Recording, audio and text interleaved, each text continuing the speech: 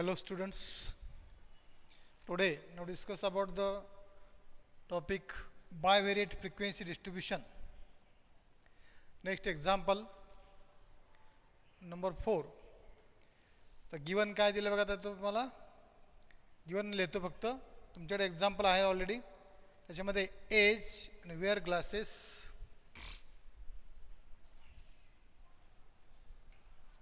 Age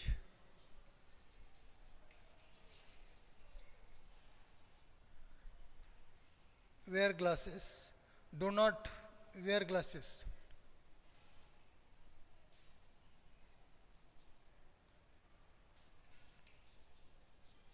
Do not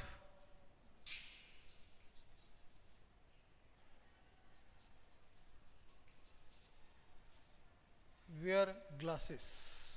ठीक आहे. ह्याच्या लिमिट काय दिलं आहे? Less than or equal to 30, less than or equal to 30, आणि दुसरा आहे greater than 30, greater than 30.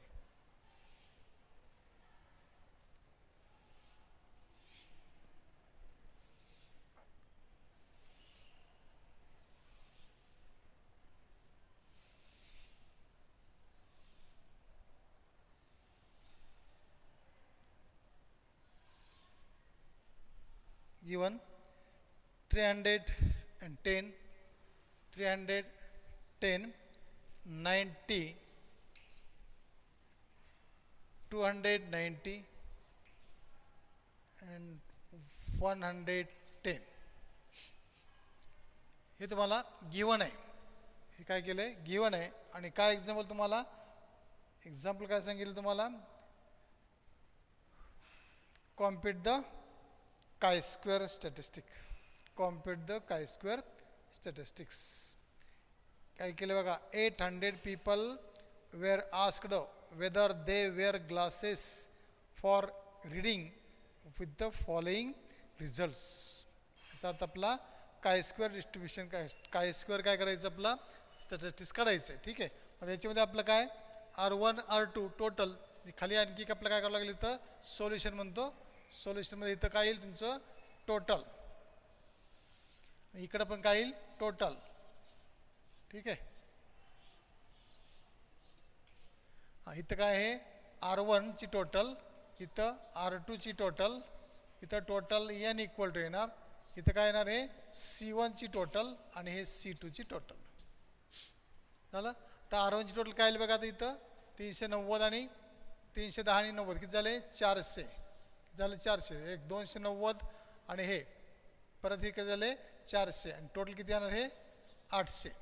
इथे किती झाले हे 200 आणि हे किती झाले 600. 600 आणि 200 800. इकडे 400 400 800 झाले. ठीक आहे. आता इथं नाव एक्सपेक्टेड फ्रिक्वेन्सी. आता हे झालं आपलं काय, हा टेबल कुठला झाला, या टेबलला आपण काय म्हणतो कॉन्टिंजन्सी टेबल. काय म्हणतो आपण कॉन्टिंजन्सी टेबल. का म्हणतो याला आपण कॉन्टिंजन्सी टेबल? याच्यामध्ये रो आहेत आणि कॉलम आहेत. रो किती आहेत, 2 रो, R1 आणि R2, आणि कॉलम C1 आणि C2. आपण काय केलं, टोटल घेतली, R1 ची टोटल घेतली, R2 ची टोटल घेतली, C1 ची टोटल, C2 ची टोटल आणि टोटल हे जे रोची टोटल आणि कॉलमची टोटल घेतली, दॅट इज n. झालं. हे टोटल झाली. आता याचा अर्थ आपलं काय करायचं आहे, एक्सपेक्टेड. आता हे कसली फ्रिक्वेन्सी आहे, हे आणि हे फ्रिक्वेन्सी याला काय म्हणतो आपण ऑब्झर्वड फ्रिक्वेन्सी. ऑब्झर्वड फ्रिक्वेन्सी याचा अर्थ काय होतो, याचा O11, याचा अर्थ first row first column O11, नंतर हे O12 याचा अर्थ फर्स्ट रो सेकंड कॉलम, नंतर O21 असं आपण लिहू शकतो. O11 O12 नंतर हे O21 आणि O22 हे सेकंड रो सेकंड कॉलम. हे झालं ओरिजिनल. याचा अर्थ ऑब्झर्वड फ्रिक्वेन्सी. याला काय म्हणायचं, ओ मीन्स काय जनरल, काय म्हणतो आपण याला OIJ. OIJ याचा अर्थ ऑब्झर्वड फ्रिक्वेन्सी. ह्या सगळ्या कशात आपलं गिवन ऑब्झर्वड फ्रिक्वेन्सी. याच्यानं आपलं काय काढायचं आहे, एक्सपेक्टेड फ्रिक्वेन्सी काढायची. काय काढायचं आपला एक्सपेक्टेड फ्रिक्वेन्सीज. ठीक आहे.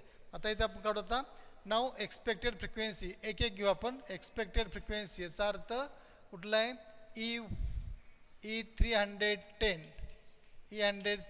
10 पहिली घेऊ. याचा अर्थ काय, तो कुठला आहे E11, कुठला आहे E11. याचा अर्थ first row first column, first row first column. आणि आपण एक्सपेक्टेड फ्रिक्वेन्सी काढताना काय करतो, आपण एक्सपेक्टेड फ्रिक्वेन्सी आपल्याला काढायची आहे.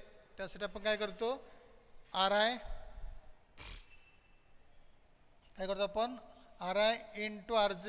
याचा अर्थ R1 into C1 divided by N. Okay. हां, आता इथं फक्त व्हॅल्यू पुटअप करा. याचा अर्थ R1 C1 आपण व्हॅल्यू काढली सगळ्या. R1 किती आहे, R1 400, R1 किती आहे 400 मल्टिप्लाय C1 किती आहे, C1 आहे 600, C1 किती आहे 600 डिवायडेड बाय 800. ठीक आहे, that is equal to 0 cancel, 0 cancel, हे 0 कॅन्सल, हे 0 कॅन्सल.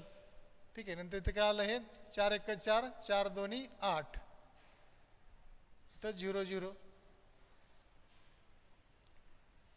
किंवा इथं 2 3 6 असं करू आपण. इथं हे 2 3 6 आणि 2 चौक 8, 2 3 6 2 चौक 8 करू आपण. नंतर इथं 4 1 4, इथं 4 1 4 0 0, किती आलं 300 100 आणि इंटू 3, याचा अर्थ किती आलं 300, 300. हे झालं एक्सपेक्टेड फ्रिक्वेन्सी. म्हणजे आपण हे ऑब्झर्व फ्रिक्वेन्सी, हे झाले ऑब्झर्व फ्रिक्वेन्सी, त्याचं काय केलं आपण एक्सपेक्टेड फ्रिक्वेन्सी. नंतर आता सेकंड ऑब्झर्व फ्रिक्वेन्सी किती आहे 19. याचा अर्थ E90 इक्वल टू कुठला आहे E फर्स्ट रो आणि सेकंड कॉलम. याचा अर्थ फर्स्ट रो सेकंड कॉलम म्हणजे E12.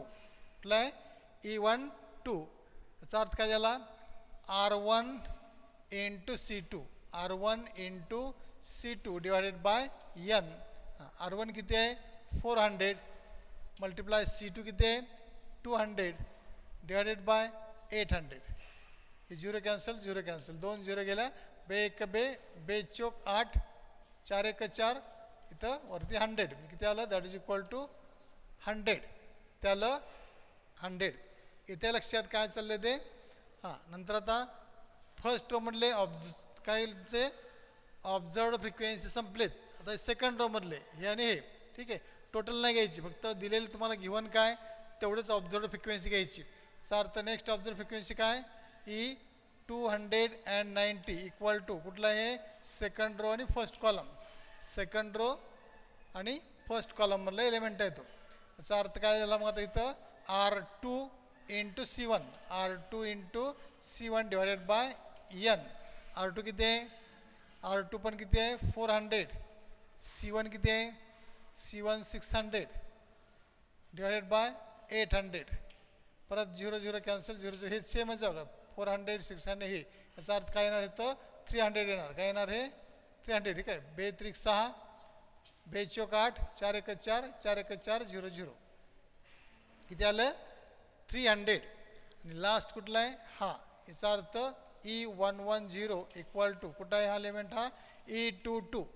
काय आहे एक्सपेक्टेड व्हॅल्यू फ्रिक्वेन्सी काय तर E22.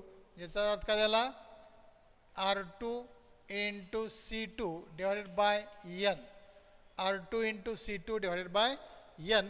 R2ची व्हॅल्यू काय, R2 कुठं आहे, R2 किती काय 400 इंटू C2 किती आहे 200 डिवायडेड बाय 800.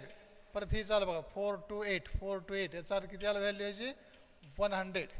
किती आली 100. म्हणजे आता हे काय केलं आपण, हे ऑब्झर्वड फ्रिक्वेन्सी होती. ऑब्झर्वड फ्रिक्वेन्सीवर आपण काय केलं, हे एक्सपेक्टेड फ्रिक्वेन्सी काढून घेतली. काय केलं हे एक्सपेक्टेड फ्रिक्वेन्सी. आणि आता आपला फॉर्म्युला यूज करावा लागेल. आपला कुठलं काय करायचं आपला देअरफॉर काय स्क्वेअर डिस्ट्रीब्युशन, देअरफॉर काय square statistics is equal to summation काय फॉर्म्युला OIJ मायनस EIJ ब्रॅकेटचा square divided by EIJ that is equal to. याचा अर्थ कुठला आता आपले हे प्रत्येक फ्रिक्वेन्सी करायची. ऑब्झर्व फ्रिक्वेन्सी हे घ्यायची आणि एक्सपेक्टेड फ्रिक्वेन्सी ते घ्यायची आलेली. हां, आता काय समेशन म्हणजे बेरीज सगळ्यांची, याची 1 2 3 आणि 4 इंची बेरीज घ्यायची फक्त. ठीक आहे. हां, आता किती आलं हे OIJ किती आहे 310. किती आहे हे 310 मायनस EIJ याचा अर्थ E11 काय E11 डिवाइड बाय E11 याचा अर्थ E11 ह्याचं E11 म्हणजे किती आलं 300. किती आलं हे 300 ब्रॅकेटचा स्क्वेअर डिवायडेड बाय 300 प्लस हे झालं 1. परत सेकंड काय 90 किती आहे हे 90 मायनस पुढं किती आहे 100 ब्रॅकेटचा स्क्वेअर डिवायडेड बाय 100. कारण हे काय हे सेम आहे EIJ याचा अर्थ काय आलं हे E12 आता E21 याचा अर्थ काय झाला हे 290 आणि E21 किती आहे 300 square divided by 300 plus last काय येणार 110 मायनस 100 ब्रॅकेटचा square divided by 100 is equal to 310 मधून 300 गेले किती राहिले 10.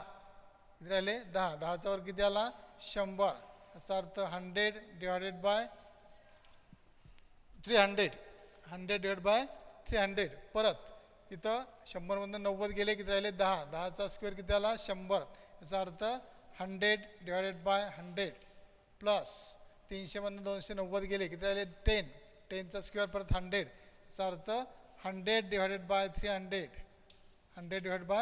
300 प्लस हे किती आहे 110 मधून 100 गेले म्हणजे किती राहिले 10 परत 10चा स्क्वेअर किती आला 10 राहिलं 10चा स्क्वेअर 100 याचा अर्थ 100 डिवायडेड बाय 100 झालं.